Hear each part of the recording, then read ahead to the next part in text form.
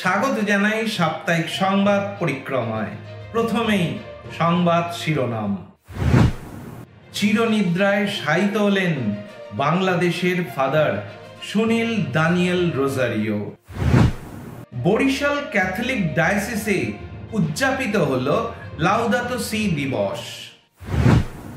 Bonpara Saint Joseph school and কলেজে অনুষ্ঠিত হল এইচএসসি পরীক্ষার্থীদের বিদায় অনুষ্ঠান। জুবিলির মহা খ্রিস্টজাগ এবং সাংস্কৃতিক অনুষ্ঠান উদযাপিত হল টালিগঞ্জ কুইন অফ পিস চার্চে। Radio Veritas Asia, the voice of Asian Christianity. Radio Veritas Asia mobile app offers services in English and 21 Asian languages. Download the Radio Veritas Asia app. To get more videos from Radio Veritas Asia, comment, like, and share.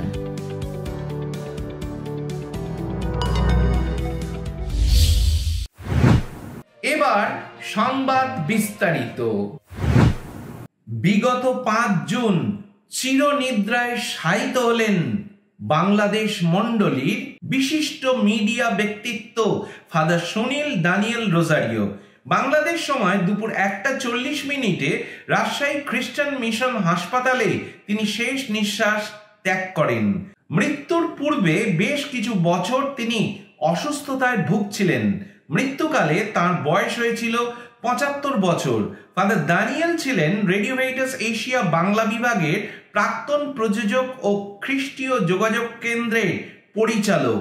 তিনি দীর্ঘদিন ধরে radio Veritas Asia Bangla বিভাগ ও সাপ্তাহিক প্রতিবেশীতে কাজ করেছেন।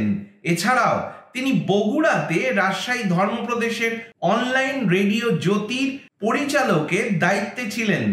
তার মৃত্যুর খবর ছড়িয়ে পড়তেই রেডিও ভেরিটাস এশিয়ার দেশ বিদেশ থেকে অগণিত শ্রোতা এবং ওনার পরিচিত মানুষজন গভীর শোক জ্ঞাপন করেন। উল্লেখ্য, প্রয়াত ফাদার সুনীল দানিয়েল রোজারিওর জন্ম 8 জানুয়ারি 1950 খ্রিস্টাব্দে বর্ণি ধর্মপল্লীর পার্বণী গ্রামে।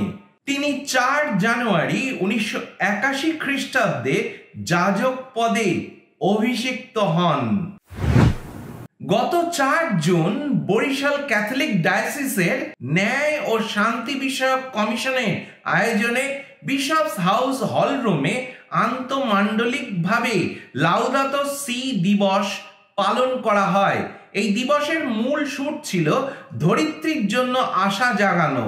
এতে ক্যাথলিক ডায়োসিসের বিভিন্ন জায়গা থেকে আগত প্রায় 60 জন খ্রিস্টভক্ত অংশগ্রহণ করেন।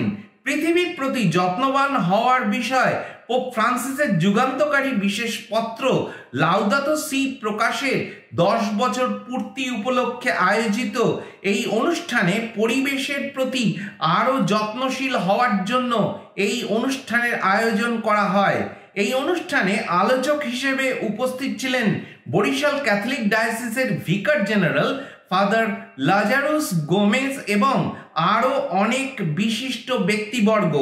বরিশাল ক্যাথলিক ডায়োসিসের ন্যায় ও শান্তি বিষয়ক কমিশনের সমন্বয়কারী ফাদার লিটন ফ্রান্সিস গোমেজ বলেন, লাউদাতো সি দিবস উদযাপনের মূল কারণ হল জলবায়ু পরিবর্তন ও পরিবেশগত অবক্ষয়ের বিরুদ্ধে বিশ্বব্যাপী ক্যাথলিক সংহতির একটি মুহূর্ত। গত 4 June Bonpara Saint Joseph school and কলেজে অনুষ্ঠিত হল এইচএসসি পরীক্ষার্থীদের বিদায় আশীর্বাদ ও মঙ্গলানুষ্ঠান। এই অনুষ্ঠানে প্রধান অতিথি হিসেবে উপস্থিত ছিলেন বড়াইগ্রাম উপজেলা নির্বাহী অফিসার জনাব লায়লা জান্নাতুল্লাহ ফেরদৌস এবং বিশেষ অতিথি হিসেবে উপস্থিত ছিলেন বনপাড়া ধর্মপল্লীর পালপুরোহিত এবং সেন্ট জোসেফ স্কুল অ্যান্ড কলেজে গভর্নিং বডির সভাপতি ফাদার দিলীপ এস কস্তা।